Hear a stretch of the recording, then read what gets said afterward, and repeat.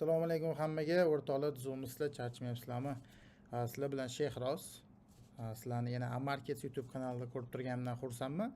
Xudo xolisa bugun darsimizning ikkinchi qismi, ya'ni o'sha mentorship epizod 2 bo'ladi. Faqat odatdagidan sal boshqacharoq formatda bo'ladi. Bugungisi, ya'ni uyda ko'rganinglardek o'sha ICT ni o'zi Michael uslubida bo'ladi.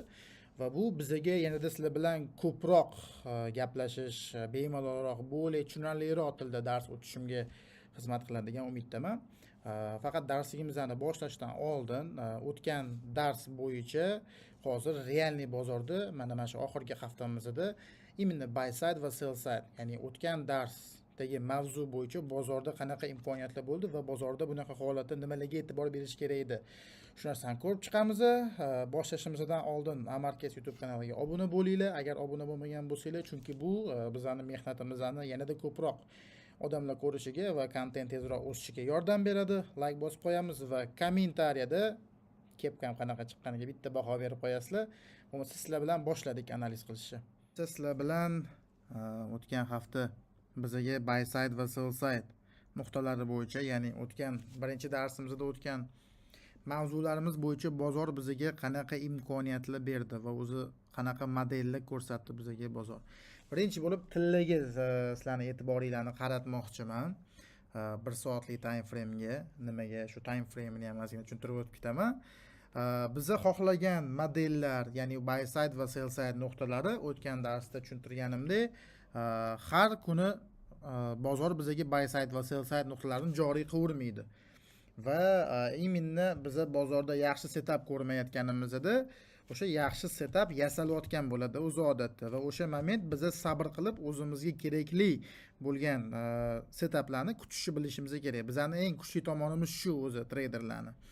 Va tradingda eng qiyin narsalardan biri ham deb bemalol shu narsani olsak bo'ladi. Ya'ni bozorda konkretni setup ko'rmayapsizlarmi? Demak, bozorga sakrab olish kerak emas. Ya'ni bu har kuni bu bizga ish kuni emas. Ingliz tilida gap bor, not every day is a trading day deyishadi. Ya'ni biza qanaqadir kimnidir qo'lida ishlamaymiz. Biza aylantirayotgan depozitlar, даже prof firmalarning pullari, ishlatayotgan kompyuterimiz, Wi-Fi'imiz hammasi o'zimizga tegishli bo'lgan narsalar va bizani hech kim shoshirmayapti. Demak, biza bemalol bozorda model yo'qmi? Bugun kompyuterni yopib, dam olib, ertaga bozorga qaytib kelib, o'zimiz xohlagan model bilan ishlashga imkoniyatiga egamiz. Shuning uchun shoshmaymiz. Xo'sh, 1 soatlik time frame'da ko'rishingiz mumkin. Mana bu o'tgan hafta bo'lyapti. Mana mana bundan hafta boshlanyapti va hafta boshlanishi bilan narx pastga tushib ketyapti. Lekin narx nimagadir bu o'tgan haftaning eng low nuqtasini olmayapti va tepaga yurib ketib qolyapti. Bu yerda ham narx PDH ni olmasdan turib pastga tushib ketyapti. Ya'ni o'tgan kunning eng high nuqtasini olmasdan pastga tushib ketyapti. Va shu holatda bozor o'zi bizga buy side va sell side nuqtalarini joriy qilyapti, ya'ni taklif qilyapti. Ko'rishingiz mumkin, tepada buy side, pastda sell side nuqtalari. Va imенно shu ikkita nuqtani o'zi bilan bozorda bir dona sell ushlab turib, sizlar o'sha chorshanba kuni haftalik planinglarni urib qo'ysanglar bo'lardi. O'tgan dars chiqqandan keyin kommentariyalarni o'qib chiqdim YouTube'da. Ko'plar yozishibdi, nimaga faqat buy side'da razvorot bo'lgan nuqtalarni ko'rsatyapsiz, nimaga yorib o'tib ketgan joylarini ko'rsatmayapsiz deyishibdi. Men ham sizlarga faqat buy side bu sell nuqta, sell side bu buy nuqta deb aytmoqchi emasman. Ya'ni o'zim aytganimdek, bozor bu ovchi, ya'ni algoritm bu ovchi va liquidity yig'ilib qolgan joylarni ov qiladi. Va bu yerda meni ham sizlarga ko'rsatmoqchi bo'lgan narsam buy side'ga keldimi, sizlar o'tdan sell olinglar demoqchi emasman.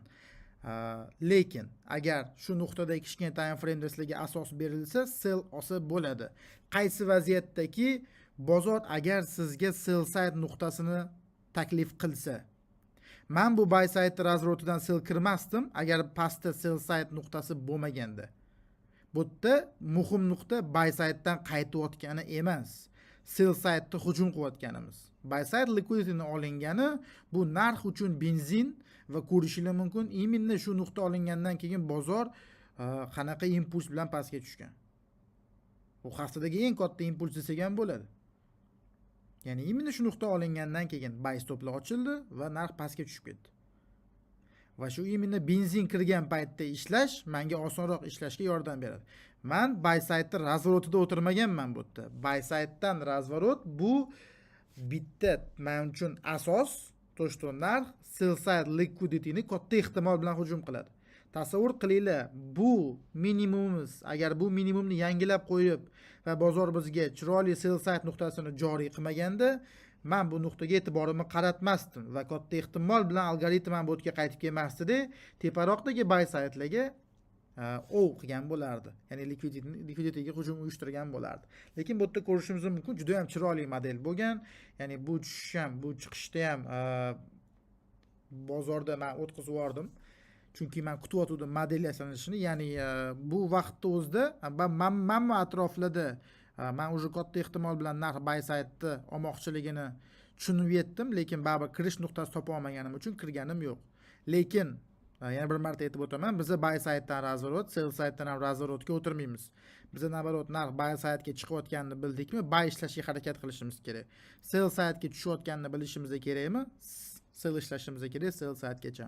Lekin yana bitta narsa, agar bozor sizga sell side joriy qilyapti va buy side va narx общий trendimizni tillamizda sell deydi, buy side olgandan keyin tasavvur qiling, kichkina time frame'da shu yerda sizlarga asos beryapti. Da buy side'dan razvorotni ilib olsa ham bo'ladi. Lekin sizlar agar tarozi qilib oladigan bo'lsak, razvorot va liquidityni ov qilish degan narsani taroziga qo'yadigan bo'lsak, liquidityni ov qilish bosib ketadi. Razvorotda emas. Sizlar uchun bu nuqtalar faqat razvorot nuqtasi bo'lib qolishi kerak emas. Tushundinglar? Ya'ni biz doim liquidityni ov qilishimiz kerak. Endi e'tiboringlarni dollarga qaratmoqchiman. Ya'ni dollar indeksiga. Xo'sh, dollar indeksimizni hozir mana o'sha dollar indeksimizni hamma narsani o'chirib turaman va dollar indeksda payshanba kunga e'tiboringlarni qaratmoqchi edim.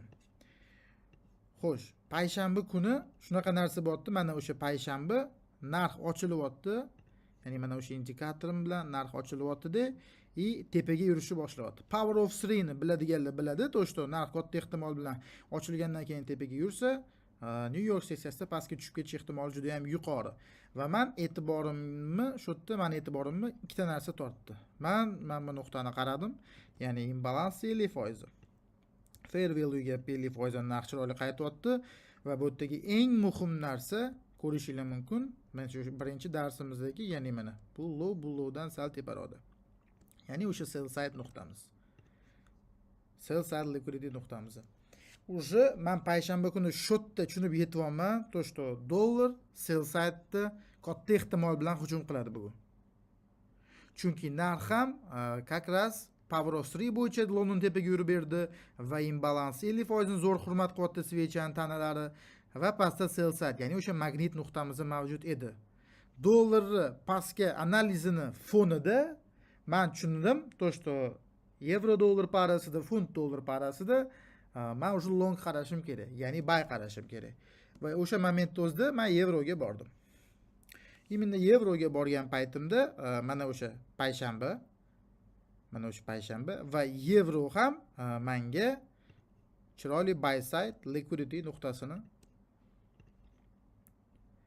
joriy qilib turgandi. Hozir ko'rayotgan bo'lsanglar, mana buy side'da yorib o'tib ketish ssenariysi haqida gaplashyapmiz. Buy side'dan sell olinglar yoki sell side'dan buy olinglar demayapman. Nabarot, dollar ham sell side'da hujum qilish fonida yevro ham sell side'da buy side'da hujum qilyapti. Mana bu yerda indikatorlarni yoqadigan bo'lsam, bu oxirgi, bu даже получается, agar mana bu yerda dushanba bo'ladigan bo'lsa, mana bu haftaning eng yuqori nuqtasi bo'lib turgandi shu haftada. Va algoritm yana uni yangilashi qaror qildi shu haftani o'zida. Ya'ni bu yerda chiroyli buy side nuqtasi va shuni dollar sell side'ga tushish fonida yevroda men buy qaradim. Va Instagramga obuna bo'lganlar biladi, Instagramda yaqinda bitta reels ham qo'ydim, ya'ni o'sha inversion fair value gap, ya'ni bizga sell uchun mukammal ishlab bergan imbalanslar buy uchun ham ishlab beradi degan setup bo'yicha yevroda juda chiroyli yurish bo'ldi buy side'gacha. Mana ko'rishingiz mumkin. Juda chiroyli yurish. Ya'ni ko'rayotganingizdek, men bu yerda sell side'larni olishini kutib, tegidan buy, ya'ni razvorotga ishlamayapman. Men nabarot, buy side'ni algoritm orqasidan yurgan holda billa buy side'ni hujum qilyapman. Va shu setup, ya'ni shu model juda zo'r model. Tushunishinglar uchun. Xo'sh, tushunarli bo'ldi degan umiddaman. Endi bozorda funtda, US 30 larda ham, boshqa paralarda ham ko'p bo'ldi bunaqa holatlar. Hozir yevroni o'zida ham yana qaraydigan bo'lsak, bunaqa holatlar ko'p. Lekin bu narsaga juda ko'p vaqtinglarni olmoqchi emasman, chunki buni u ishi sifatida yana bir haftaga qoldiraman. Chunki buy side va sell side nuqtalari bu juda muhim nuqtalar. Ya'ni darsliklarimizni 30% deb aytsam ham adashmagan bo'laman. Shuning uchun bu nuqtalarni bozordan qidirib topishni to'xtatmaylar. Ya'ni yangi mavzuga o'tdikmi, buni tashab qo'ymaylar. Hozir endi sizlar bilan bugungi darsimizni boshlaymiz. Xo'sh do'stlar, bo'lmasa sizlar bilan bugun ikkinchi darsligimizni boshlaymiz. Ikkinchi darsligimizda ham birinchi darsligimizga o'xshab liquidity to'g'risida bo'ladi, ya'ni o'sha birinchi darsimizning davomi bo'ladi. Birinchi darsimizda sizlar bilan buy side va sell side nuqtalari haqida gaplashdik. O'ylaymanki sizlarga ancha foydali bo'ldi, tushunarli bo'ldi deb o'ylayman, chunki kommentariyalarni o'qib chiqdim, Instagramdan direktga yozishdi, Telegramdagi yozishdi. O'shani o'zidan tushunib oldim. To'shto juda ham foydali kontent bo'libdi.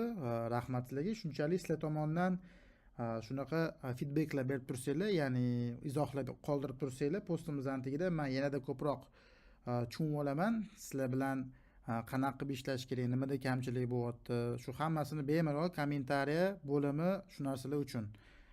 Faqat negativ yozish uchun emas aslida. Xo'sh, bugungi darsimizni bo'lmasa boshladik sizlar bilan. Yana o'sha liquidity nuqtalari. Faqat bugun M va W, ya'ni o'sha BSL va SSL emas, boshqa liquidity nuqtalari to'g'risida gaplashamiz. Ya'ni ular PDH, PDL, PVH, PVL, ya'ni PMH, PML va trendline liquidity. Ya'ni hali biz o'tmagan liquidity nuqtalari shu. Trendline liquidity dan tashqari qolganlari to'g'risida bugun gaplashamiz. Trendline liquidity o'zi bir katta mavzu bo'lgani uchun bu darsni keyingi haftaga, ya'ni keyingi darsimizga olib qo'yamiz, chunki juda ham ko'p informatsiya bo'lib ketadi bir darsning o'zida. Ya'ni bularni o'zini sizlar hazm qilib, bularni praktika qilib olguninglarcha, ungacha orada ozgina vaqt o'tsa, keyin trendline liquidityga qaytamiz sizlar bilan. Xo'sh, bugungi e'tibor beradigan narsalarimiz bu birinchisi PDH, ya'ni previous day high, ya'ni o'tgan kunning maksimum nuqtasi. O'tgan kunning maksimumi, ya'ni bugun seshanba bo'lsa, gap dushanba haqida ketyapti va dushanba kuni eng yuqori nuqtasi, shunda bu bugun siz uchun PDH nuqtasi bo'ladi. Ya'ni previous day high kechagi kunning eng maksimum nuqtasi bo'ladi va bu nuqtada yaxshigina liquidity yig'ilib qolgan bo'ladi. Yana bir marta aytib o'taman, bu nuqtalar faqat razvorot nuqtalari emas. Bu nuqtalar shunaqangi nuqtalarki, ya'ni muhim nuqtalar bizlar uchun liquidity yig'ilib qolgan nuqta. Algoritm katta ehtimol bilan o'sha nuqtalarga boradi va agar u nuqtalardan pastga qaytmoqchi bo'lsa, biz razvorotda ishlab olsak ham bo'ladi. Keyingisi bu PDL, ya'ni previous day low. Xuddi shunaqa seshanba kunini sodida o'tirgan bo'lsak, ya'ni bu shunda dushanba kunning eng minimum nuqtasi, ya'ni kechagi kunning eng minimum nuqtasi bo'ladi. O'sha eng minimum nuqtasining tagida ham liquidity yig'ilib qolgan bo'ladi. PDH va PDL shu narsalar o'zi bo'ladi. Undan keyingisi PVH, ya'ni previous week high, ya'ni o'tgan haftaning eng high nuqtasi. Ya'ni eng maksimum nuqtasi deylik va o'sha eng maksimum nuqtasining tepasida juda ko'p liquidity yig'ilib qolgan bo'ladi. Gap o'tgan hafta haqida ketyapti. PVL bo'lsa previous week low, ya'ni o'tgan haftaning eng minimumining tagida yana o'sha liquiditylar yig'ilib qolgan bo'ladi va u nuqta biz uchun muhim bir nuqtalardan bittasiga aylanadi. Previous months high va previous months low bu o'tgan oyning eng maksimum nuqtasi va eng minimum nuqtasi tepalarida va pastida liquidity yig'ilib qolgan bo'ladi. Bular ham juda muhim nuqtalardan bittasi bo'ladi. Va bu liquidity nuqtalarining orasida biz eng ko'p ishlatadiganimiz bu PDH va PDL, ya'ni kunlik savdoda ular bizga juda ham qo'l keladi. PVX va PVLL u har kuni ham u joyga narx hujum qilavermaydi. Вообще agar oylik haqida gapiradigan bo'lsak, u juda ham katta nuqtalar bo'ladi. Ya'ni общий trendlar o'sha nuqtaga qarab ketayotgan bo'lishi mumkin, lekin kunlik savdoda, day trade'da, ya'ni haftaning ichida, ya'ni har kuni bozorda PDL va PDH nuqtalari joriy qilingan bo'ladi. Shuning uchun ko'pincha biz o'sha PDH va PDL lar bilan ishlaymiz. Boyaga aytganimdek, trend line liquidity keyingi haftaga qoladi. Xo'sh, keyingi slaydimiz o'sha PDH va PDL lar. Xo'sh, PDH va PDL o'zi nimaligini tushuntirdim. Ya'ni o'sha PDH kechagi kunning high nuqtasi, PDL bu kechagi kunning low nuqtasi. Bu algoritm uchun juda muhim nuqta hisoblanadi. Chunki narx katta ehtimol bilan o'zidan oldingi kunning maksimumini yoki minimumini yangilashga harakat qiladi baribir. Narx qaysidirindir yangilashga harakat qiladi. Juda ko'p holatlarda yangilaydi. Ikki tomonni birday yangilashi har kuni ham bo'lavermaydi. Shuni ham nazarda tutinglar. Narx PDH ni olib PDL ga tushib, keyin PDL ni olib yana PDH ga chiqaveradigan bo'lsa har kuni, u 1 soatlik time frame da konsolidatsiya bo'lib qoladi. Ya'ni faqat flat bo'lib qoladi. Trend bo'ladigan kunlar har kuni ham narx u ikki tarafni ham yechavermaydi liquidity'sini. Например, trend bo'lyapti va o'suvchi trend kuzatyapmiz. O'suvchi trendda katta ehtimol bilan bizga PDL qiziq bo'lishi kerak. Nimaga? Chunki biz o'suvchi trenddamiz va biz buy olmoqchi bo'lamiz va bizga katta ehtimol bilan PDL nuqtasi juda ham muhim. Nimaga? Chunki narx tepaga bitta ketishdan oldin o'zidan oldingi kunning minimumini yangilab turib, keyin tepaga ketishni yaxshi ko'radi. Nimaga? Chunki o'tgan kunning minimumini yangilagan paytda ko'p traderlar, sodda strategiyalar bilan ishlaydigan traderlar narx o'suvchi trend kechagi juda ham muhim bo'lgan minimumni pastga buzdi. Demak, shu yerdan trend razvorot bersa kerak, trend almashinuvini ko'rsa kerak degan ideya bilan qolib ketishadi, lekin aslida u unaqa bo'lmaydi. Aslida prosta narx, ya'ni algoritm o'tgan kunni minimumini yangilab turib, benzinni olib turib, keyin yana tepaga o'sib ketishda davom etadi. Bu narsalarning hammasini sizlar bilan jonli bozorda hali ko'rib chiqamiz. Bugun faqat darsimiz nazariy bo'ladi, amaliy bo'lmaydi. Keyingi dars boshida bugungi darsimizga o'xshab amaliy, ya'ni praktikada ko'rib chiqamiz jonli bozorda. Xo'sh, PDH va PDL larni qanaqa qilib aniqlaymiz o'zi? PDH va PDL larni aniqlash eng zo'r uslubi, ya'ni o'zim ham shu uslubdan foydalanaman, bu kunlarni ajratib beruvchi indikator yordamida. Ya'ni New York vaqti bilan 00:00 bo'lganda yangi kun o'zi bozorda ochiladi. Biz o'ylaymiz, kun ochilib yopilishi bu Toshkent vaqti bilan 2-3 ga to'g'ri keladi deb o'ylaymiz. O'zi aslida unaqa emas. Bozor New York vaqti bilan o'zi algoritm harakatlanadi va o'sha 00:00 New York vaqti, ya'ni hozirgi kunda Toshkent vaqti bilan ertalab 9 ga to'g'ri keladi, yangi kun ochilishi bo'ladi. Va o'shanda bu indikatorimiz bitta vertikal chiziq chizadi. Va shu chiziq orqali biz o'tgan kunning eng high va eng low nuqtalarini juda oson aniqlab olishimiz mumkin. Keyingi slaydlarimizda buni ko'rib chiqamiz. Xo'sh, uni aniqlash yana bitta yo'li bor.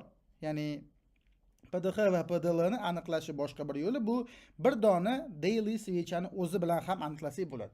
Например, time frame'imizni daily kunlik time frame ga o'tkazamiz va hozirgi eng oxirgi switch'dan bitta oldingi switch'ni maksimumini va o'sha switch'ni minimumini chizadigan bo'lsak, bizda PDH va PDL nuqtalari hosil bo'ladi. Ikkita usuli bor, lekin men o'zim o'sha indikator yordamida, kunlarni bo'lib beradigan indikator yordamida PDH va PDL nuqtalarini aniqlashni yoqtiraman. Chunki nimasi zo'r u narsani, u o'zidan nafaqat bir kun oldingi siz indikator yordamida aniqlasangiz, masalan, chorshanba kuni bo'ldi, seshanba kungi va dushanba kungi PDH ni ham qo'shib aniqlashingiz mumkin va bu sizda уже buy side nuqtasi bo'lib qoladi. Ya'ni chiroyliroq aniqlaysiz indikator yordamida foydalansangiz.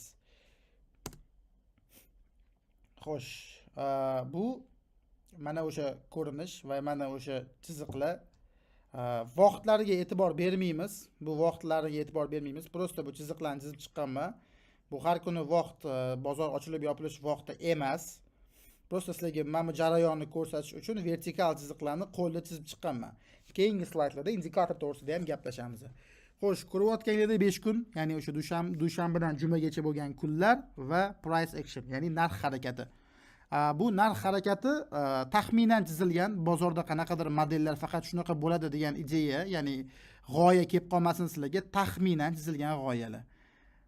Masalan, dushanbadan emas, seshanbadan boshlaymiz, chunki biz PDX va PDL nuqtalari haqida gaplashamiz sizlar bilan. Xo'sh, seshanba kuni turganda biz bu chiziqdan chap tarafga e'tibor berishimiz kerak. Dushanba, mana bu chiziq va bu chiziqning orasi dushanba va dushanbadagi eng high va eng low nuqtalarni biz belgilab olib chiziq tortib olamiz. Ya'ni o'sha PDX va PDL nuqtalari deb. Seshanba kuni ko'ryapsizlar, katta ehtimol bilan narx PDX ni olishga harakat qilyapti. Sizlar o'zidan o'zi taxmin qilmaysizlar, narx PDX ga va PDL ga ketishini bu yerda taxmin qilinmaydi. Sizlar qayerdan ushlab olaman, qayerdan kirib olaman, qanaqa qilib aniqlaymiz u PDX ga bo'ladimi, PDL ga bo'ladimi? Sizlar u narsaga e'tibor bermanglar hozir. Men u narsalarni hammasini ketma-ketlikda sizlarga o'rgataman. Sizlar hozir chista bozorda PDX va PDL nuqtalarini to'g'ri aniqlashni o'rganib olsanglar, darsliklarimiz davomida hamma materiallarni birga ishlatayotganda sizlar tushunib yetasizlar. Qanaqa qilib narx PDX ga ketayotganini yoki PDL ga ketayotganini aniqlash imkoniyatini beradigan mavzularimiz hali ancha oldinda. Sizlar u narsaga bosh qotirib o'tirmanglar. Sizlar prosta tushuninglar, to'shto indikator yordamida biz kechagi kunda high va low ni olamiz va u bizda PDX va PDL bo'ladi.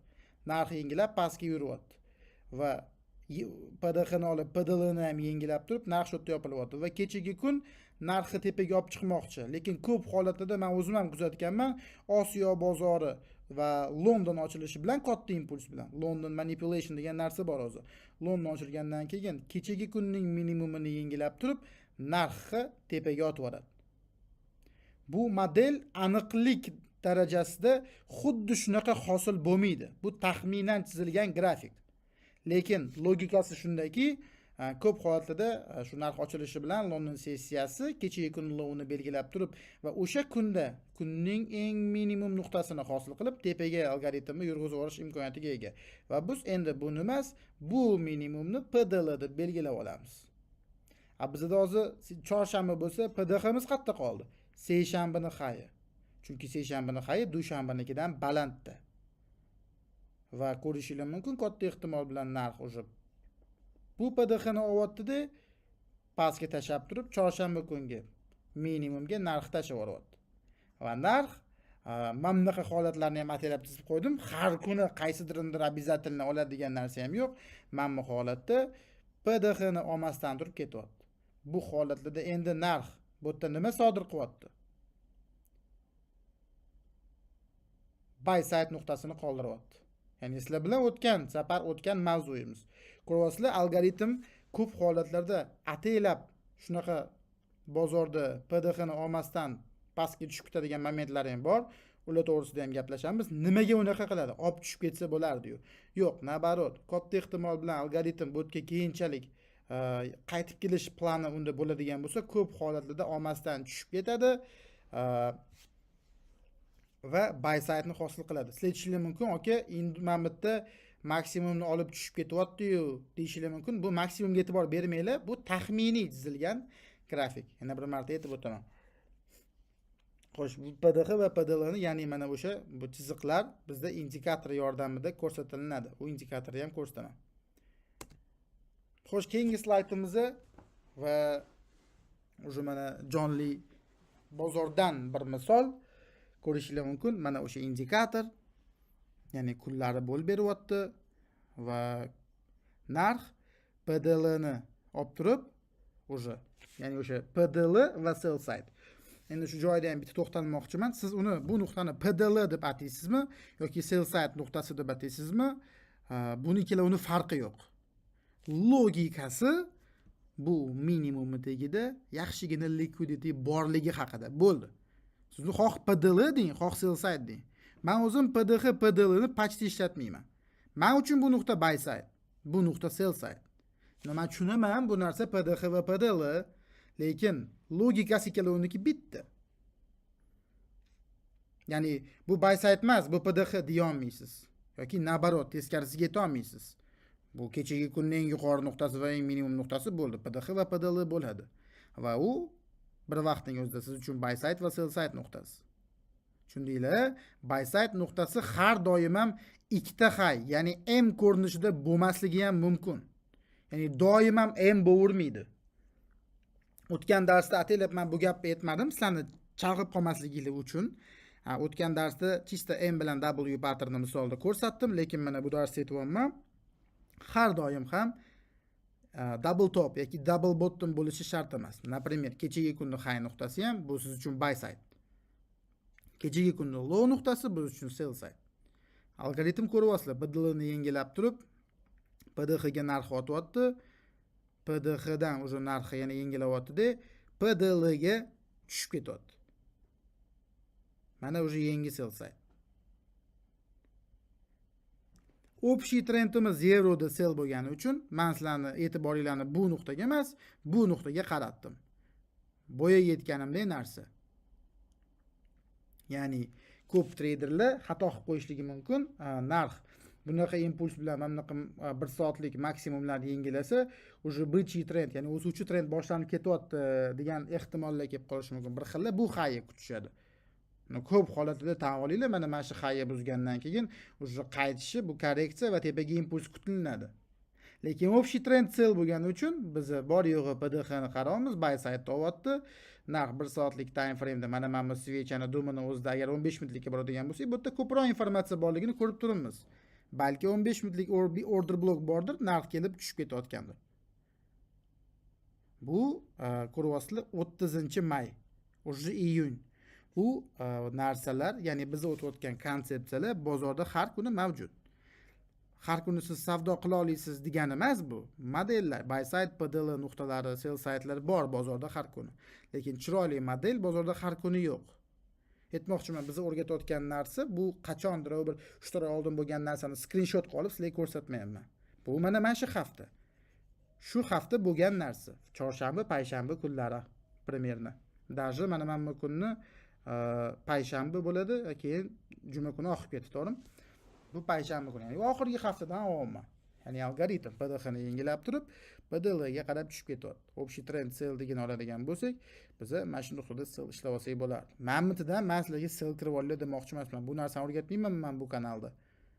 Qanaqa PDL ni hujumini ko'rsataman. Общий trendda biz ko'p holatda sell side'larni hujumida ishlaymiz. Baribir общий trendga qarashimiz kerak. Bu muhim narsa. Bu yerda ham mana masalan, faqat razvorot ko'rsatishda emas gap. Narx ochilyapti-da, shunda mana ikkita kunning eng high nuqtasi shu nuqtasi bor. Narx PDL ni olgani yo'q. Narx PDX ni olishi uchun birinchi PDL ni olib, keyin PDX ga yurishi shart emas. Agar narx undan ham tepadagi nuqtaga, ya'ni bu nuqtada nima ko'ryapsizlar? Buy side. Buy side nuqtasiga qarab yevro ketyapti va uning uchun u sell side'ni olishi shart emas. Bu yerda kuchli magnit nuqtasi bor va narx uni o'ziga tortyapti. Narxni o'ziga tortyapti. Va shu nuqtada men bu yerda boyaga darsdan oldin analiz qildik, o'sha paytda sizlarga yevroda 15 minutlik time frame'da inversion FVG ni ko'rsatdim. Mana o'sha joy 15 minutlik time frame'da mana shu yerda zo'r kirish imkoniyatini berdi bozor. Va men o'sha buy side gacha narx ushlagan bo'lardim. Endi savol, mana mana holat bo'ladigan bo'lsa, sizlar doim bu emas, bu high olishingiz kerak. Ya'ni bu yerda birinchi darsda o'tilgan narsa. Buy side liquidity bo'lyapti. Tushunasizlar? Sizlar mana bunisini kutib olishingiz kerak emas. To'g'ri, aslida narx bunisiga ham, bu ham buy side. Lekin bunaqa holatlarda o'ldim deganda sizlar shu nuqtada fiksa qilishingiz shart. Chunki narx bu nuqtani tepaga yorib turib, bu nuqtani yormasdan domini o'zidan reaksiyani olib pastga tushib ketishi mumkin. Nimaga unaqa qiladi algoritm? Shunda bu nuqta yangilanmaydi va bu nuqta yaqin keladi va bu nuqta bilan mammitdagi high, bundan baland bo'lgan high ikkalovi buy side ni tashkil qiladi. Har doim ham ekstremga shoshilavermanglar, ya'ni eng tepasiga. Yo'q, sizlar eng yaqin liquidity nuqtada save qilishingiz shart. Ya'ni 50% ni yopishingiz shart. Bizda informatsiya bo'lmaydi. Biz konkretni bila olmaymiz. Ya'ni narx bu buy side'dan qaytib ketadimi yoki birato'la buni ham oladimi? To'g'ri, dollar indeksi, ya'ni DXY bilan birgalikda analiz qilinsa ko'proq informatsiyaga ega chiqamiz, lekin men o'zim ne только bu nuqtada fix, men polностью yopib yuborardim. Men uchun juda ham chiroyli nuqta algoritm hujumi uchun. Shu nuqtada yopib yuborgan bo'lardim. Bizda o'rtoqlar indikator. Hammaga qiziq bo'ldi, so'rashadi.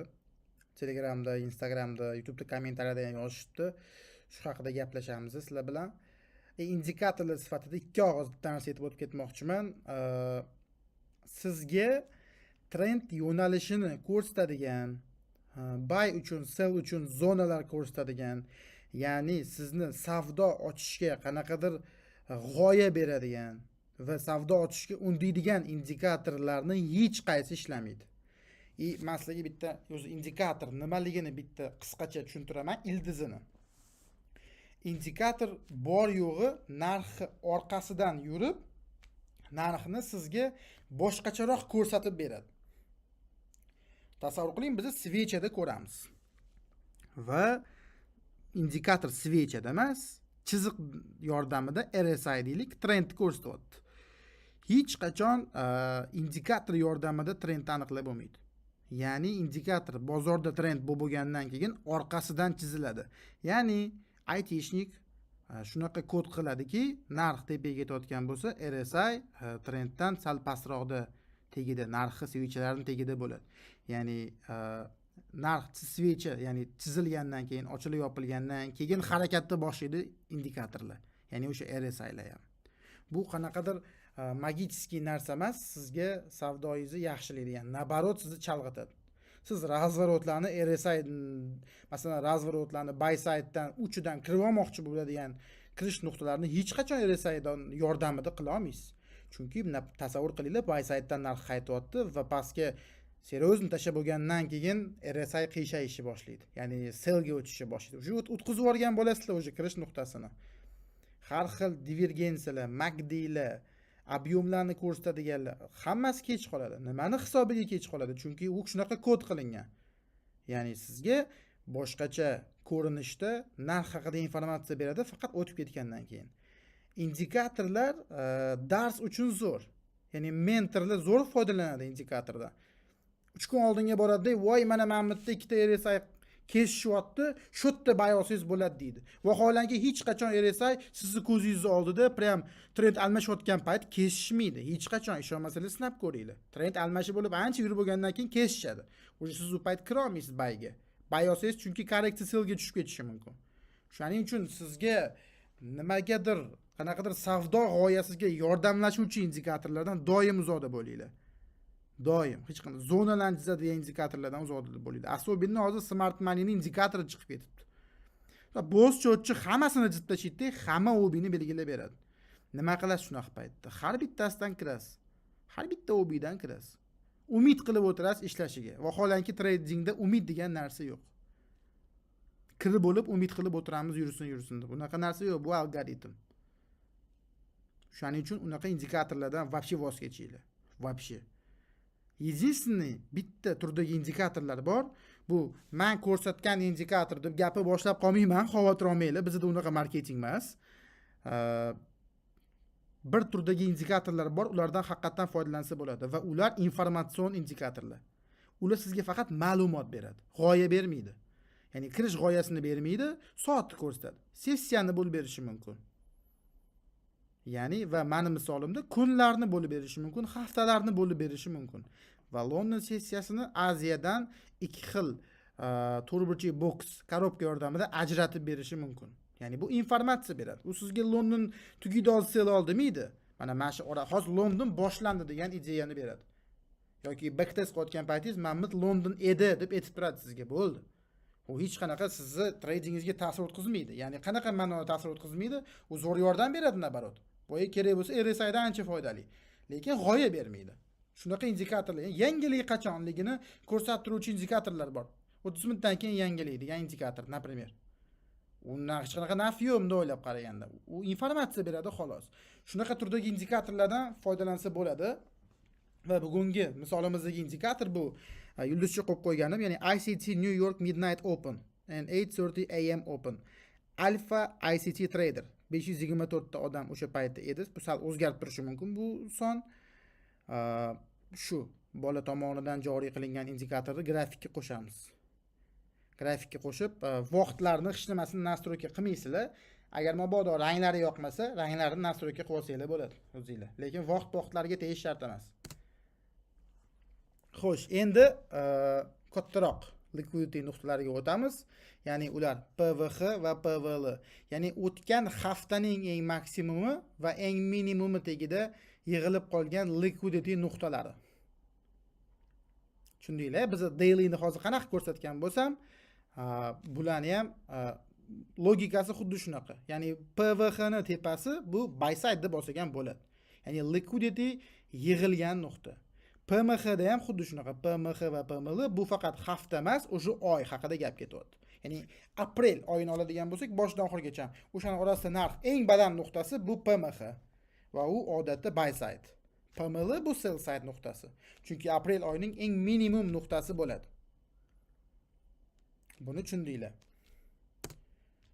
Keyingi slaydimizda, ya'ni svechani o'zida aniqlash, indikator emas, keyin men svechada aniqlashni ham bitta ko'rsatib o'tib ketdim. Ko'rsatib o'tib ketaman to'g'rirog'i. Men bu nuqtaga e'tiboringlarni jalb qilmoqchiman.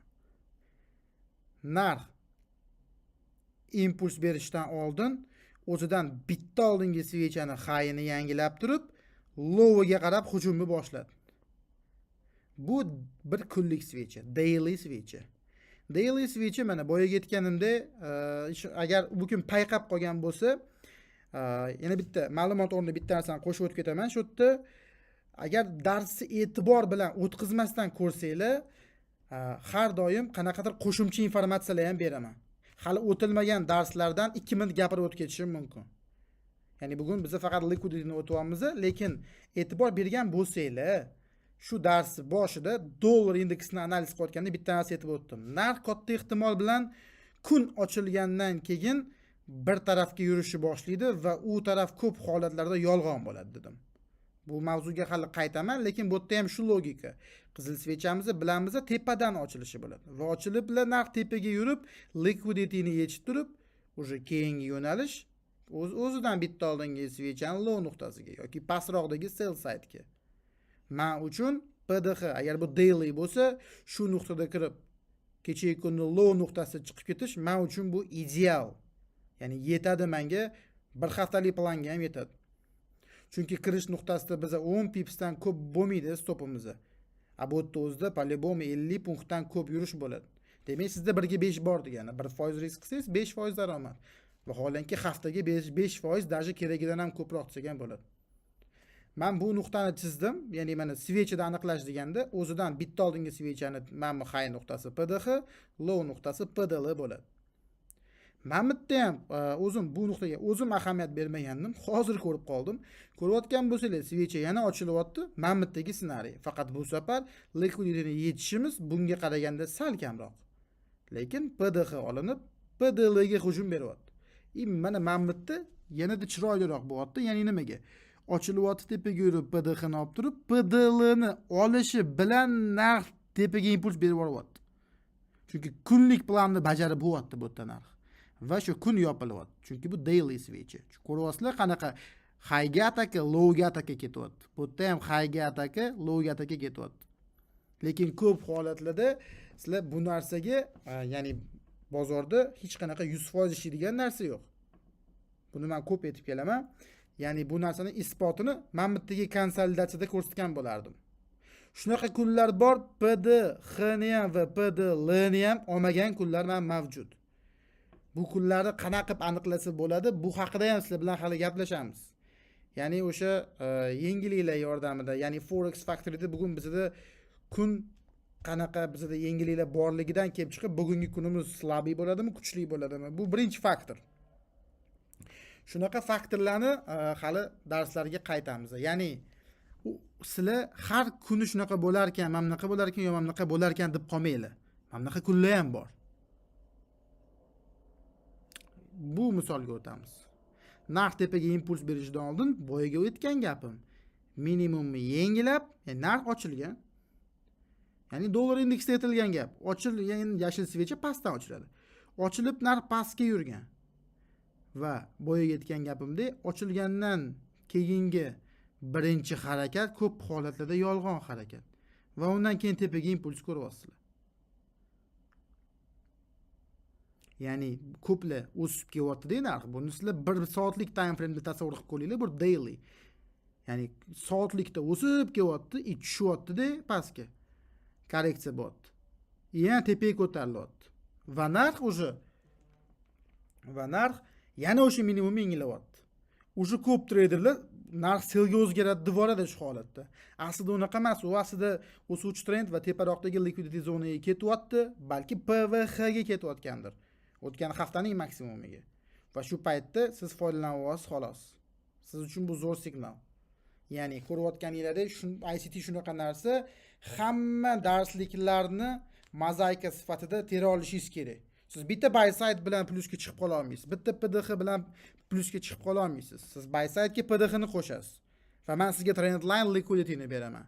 Xo'p, liquidity ni aniqlab oldim. Endichi men sizga vaqt beraman. Qaysi vaqtda nima qilishingiz kerak? Qaysi vaqtda qatdan kirib qatga stop qo'yishingiz kerak va qatda chiqib ketishingiz kerak. Hammasini beraman. Siz bitta qilib o'rganib o'shanda ishlaydigan bo'lsangiz zo'r natija bo'ladi. Ya'ni bir dona konsepsiya bilan siz uzoqqa bormaysiz. Uzoqqa emas, hech qayerga bormaysiz. Ya'ni buy side va sell side yoki PDH bu bo'ldi degani emas. Ko'plar shunaqa deb o'ylab qoladi. Bu misollarda hamma narsa tushunarli degan umiddaman. Xo'sh. Keyingi slaydimizda ya'ni o'sha yana switchda aniqlash. Faqat bu holatda o'sha narxdagi volume imbalansidan bilishingiz mumkin. Bu o'sha daily time frame emas. Bu o'sha weekly time frame. Haftalik time frame'da mana o'zidan oldingisini yengilab tepaga, keyingisi ham o'zidan oldingisini yengilab tepaga, undan keyingisi ham o'zidan oldingisini yengilab tepaga. Ya'ni ko'ryapsizlar, PVL olinyapti tepaga. PVL olinyapti tepaga. Ya'ni PVL olinyapti tepaga. Ya'ni previous week low. O'tgan haftaning eng minimum nuqtasi doim ko'p holatda reaksiya beradi sizga. Chunki u juda ham katta nuqta, o'sha bu daily emas, o'sha bu weekly switch. Ya'ni imенно shu nuqtadan narx reaksiya berib boryapti. Juda chiroyli misol bu. Nimaga imенно bu yerdan reaksiyalar bo'layotganiga. Endi tasavvur qilinglar, reaksiya bo'ladigan vaqti, ya'ni o'sha kelib tushdi va qaytayotganini o'zini vaqti bor, vaqt soati bor. Endi tasavvur qilinglar, sizlarda vaqt konsepsiyasi qanaqa ishlashini bilasizlar va sizlar liquidity nuqtani qanaqa ishlashini bilasizlar. Ko'p ICT traderlar даже trend almashinuvini ham kutib o'tirmasdan shotdan kirib qo'yishadi. Chunki ular biladi liquidity olindi va vaqt. Time and price deydi ICT ni o'zi. Ma'lum bir narx va ma'lum bir vaqt bo'ldi. Bozorda boshqa narsa yo'q. Ma'lum bir liquidity nuqtasi va o'shanga mos vaqt. U 7:30 bo'lishi mumkin, 8:25 bo'lishi mumkin. Bu haqida hali gaplashamiz. Sir bo'lib qola qolsin, ozgina ichinglarni yondiraman. Ya'ni bu slaydimiz ham sizlarga tushunarli bo'ldi degan umiddaman. Xo'sh. Keyingi slaydimiz va bugungi darsimizni o'sha oxiri. Xulosalar. Bugungi darsimizdan biz nima xulosa oldik? Bozorda algoritm mavjud va u ovchi. Ya'ni men sizlarga ko'rsatib bergan nuqtalarim ular faqat razvorot nuqtalari emas, nabarot o'sha nuqtalargacha billa algoritm bilan yurib kelish sizga ko'proq foyda beradi, chem razvorotdan ko'ra. Razvorotda ham ishlaymiz agar bozor imkoniyat bersa. Faqat razvorot deb o'zingizlar konsepsiya yaratib olmanglar. Men bunaqa gap gapirmaganman. PDH, PDL, PVH, PVL nuqtalari bu faqat razvorot nuqtalari emas. Yana o'sha gapga qaytyapmiz. Bekorga bu yerda 2 marta gapirilmayapti. Ya'ni o'zinglar. Men unda o'zimda shu narsadan xato bo'lganda, ICT ni boshida o'rganayotganimda, men YouTubedan o'rganganman. Baribir qiyin, oson emas Michael o'zidan o'rganish, chunki kirib ko'rsanglar ham bo'ladi. Men boshida ham aytganman, to'g'ri bu ma'lumotlar hammasi Michaelga tegishli. Men hech nimani o'zlashtirib yo men qo'shdim o'zimdan nimadirlar, o'zimniki bilan birlashtirdim degan narsa yo'q. 100% Michaelning materiallarini men sizlarga o'zbek tilida taqdim qilishga harakat qilyapman. kirib ko'rsanglar bo'ladi, juda qiyin. Va men ham o'ylaganman, buy site bu razворот nuqta deb o'ylaganman. Men har bitta buy sitedan sig'ib olardim. ICT moshenik ekan deb o'rganman o'zi boshida. Chunki qaytmayapti-da bir xil buy sitelardan. Keyin shuni yetdim, u buy sitegacha buy ishlab kelar ekan. Va u xohlagan narsa bozorda model bo'lsa, keyin sig'ib olar ekan buy sitedan. Sizlar ham shunaqa bo'lish kerak. Buy site nuqtalari bu faqat razворот nuqtalari emas. U liquidity nuqtalari. Va PDX, PDL ham o'sha buy site qatorida. Undan keyingi eng chiroyli joyi siz ham liquidity bo'lib qolmang. Ehtiyot bo'ling. Hech qachon stop lossinglar ma'lum bir kunning maksimumida, ma'lum bir kunning minimumida yoki maksimumlar va minimumlar tepasida o'zi qo'yish kerak emas. Meni PVX, PVL, PDLlarni aytyapman. Misollarda keltirilgan holatlar bozorda har kun uchramaydi. Demak, biz ularni hosil bo'lishini kutishimiz kerak. O'zi odatda bir hafta davomida 2 kun yo 3 kun zo'r ish kuni bo'ladi. Ko'p holatlarda bu men uchun seshanba, chorshanba, payshanba. Nimagaligini hali dars davomlarida gaplashib o'tamiz. Ya'ni aynan bu kunlar ishlaylar demoqchi emasman men ham. Lekin bozor har kuni ish kuni emas. Seshanba kuni ish kuni bo'lishi uchun dushanba harakat qiladi siz uchun. Va siz bu narsani payqashingiz kerak. Dushanba menga model yasab beryapti, seshanba kuni ishlashim uchun yoki chorshanba kuni ishlashim uchun dushanba va seshanba harakat qilyapti deyishinglar kerak. Ya'ni har kuni kelasizlar 1 minutlik, 5 minutlik buy side, sell side, FVG, imbalance, OB, breakerdan tirs tepaga unaqa narsa yo'q. Yo'q, siz bemalol dailydan boshlab, weeklydan boshlab 4 soatligiga tushib, nuqtalarni belgilab turibsiz. Aniq bozor qayerga ketayotganini ishonch hosil qilmagungacha kirmaysiz. Va bir dona ishoninglar, bir dona yaxshi zilka bir hafta uchun yetarli aslida. Propdan o'tishga ham, boshqa narsaga ham. Propda o'zi bor yo'g'i 8%. Siz bir haftada bitta zilkada, bir dona yaxshi zilkada 3% qilsangiz bo'ladi. Mayli, keling 1/5 deydigan bo'lsak ham, men 1% dan risk qilishga qo'rqyapman, chunki 100 milliy akkauntda 1% bu $1000 bo'lar ekan. Siz mayli 500 dan qiling. 0.5% risk qiling. 1/5 bu 2.5% degani. Bir hafta uchun 2.5% ham yetarli. Aslida 2.5% ga ko'plar to'ymaydi prosta. Kam deb o'ylashadi. Yana bitta narsani aytib o'tib ketaman. Agar sizlar 10% daromad qilyapsizlar bir oyga stabilni, lekin bu sizlarga kamdek tuyulyaptimi? Demak, 15% qilish kerak emas. U motivatorlarning gapi. 15. Значит, ko'proq ishlash kerak demoqchi emasman. Yo'q. 10% daromad qilyapsiz va u sizga kamlik qilyaptimi? Demak, ayb 10% da emas. 10% natija bu juda aql bovar qilib bo'lmas darajadagi katta natija. Siz aytishingiz mumkin, yoki $1000 bilan ishlayapman, 10% 100 bo'lyapti. Hech nimaga yetmayapti deyishingiz mumkin. Lekin men ham bitta narsani aytgan bo'lardim. Men ham sizga o'xshab 10% qilyapman. Lekin men uchun juda yetyapti. Nimaga? Mana 10% dan tushayotgan daromad sizni 10% dan tushayotgan daromadingizdan 10 barobar ko'proq. Demak, meni boshqaruvimdagi pul 100 ming. Siz ham shu ish qilyapsiz, men ham shu ish qilyapman. Siz ham o'sha depozitdan o'sha risk management, menda ham o'sha risk management. Menda depozit kattaroq demoqchiman. Men aytmoqchi emasman borib katta depozit topib olinglar deb. 10% kamlik qilyaptimi, uni 15 ga ko'tarishga harakat qilmanglar. 15 ga ko'tarish harakat davomida siz 10 ingizni ham bozorga berib qo'yasiz. Nabarot stabil 8-10% ga o'tirib olinglar bo'ldi. Ozgina pul yig'ib 10 milliy prop olinglar. 10 milliy propdan 10% natijangiz ham $1000 bo'ladi. Demak, siz $1000 foyda bilan mayli $800 sizga teggan holatda ham siz kattaroq prop olishingiz mumkin. Kelinglar endi mana shu joyda prop va real shot haqida ham ozgina gapirib o'tib ketaman. Prop shot to'g'risini aytsam professionallar uchun aslida. Yangi boshlayotganlar uchun emas. Endi boshlayotgan bo'lsangiz, sizlar bozorni tushunib olib, ishlab, yaxshi daromadga chiqaman degungigacha realniy shotda boshlash kerak baribir. Realniy shotda daromad qila olmayotgan odam propda daromad qila olmaydi deb o'ylayman men. Ko'plar o'ylashadi, prop, ya'ni prop kompaniya bu как бы tipa najot sifatida.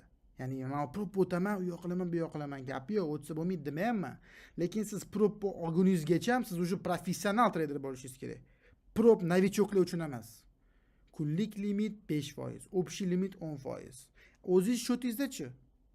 20% pasatga tushgan holatda trade ushlab tursangiz, u nolga qaytish ehtimoli yo'q emasmi?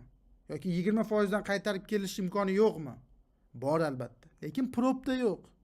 Prop zilkani keyingi kunga o'tkazishga ham qarshilik qiladi. Siz aytishingiz mumkin, swing akkauntlar bor-ku. To'g'ri, swing akkauntlar bor, lekin kunlik drawdown hisoblanayotgan paytda, kunlik minus hisoblanayotgan paytda u ochiq zilkani ham qo'shib hisoblaydi. 2000 li ochiq zilkangiz ertangi kun 0 ga qaytib qolsa, sen bir kunda 2000 zarar qilib yordim deb hisoblab oladi siz hisobingizga. Shuning uchun o'ylab ko'ringlar, srazu propga ham yopishirish kerak emas. Propozning davleniyasi, psixologiyasi bor. Boshida ozgina realniy shotda ishlab ko'rib, emotsiyani kontrol qilishni o'rganib olish kerak o'zi aslida. Srazu propga otilmaylar. Mana ham srazu prop qildi demoqchi emasman. No, meni gapirmoqchi bo'lgan gapim 10% daromad bu aslida juda katta daromad. Sizniki nega kichkinaligining sababi siz depozitingiz kichkina. Va u depozitlar srazu katta bo'lib qolmaydi. Bizda ham shunaqa sekin-sekin chiqib kelganmiz. Bugungi darsimizni juda ham chiroyli o'tdi deb o'ylayman. O'zimga ham to'g'risi yoqdi.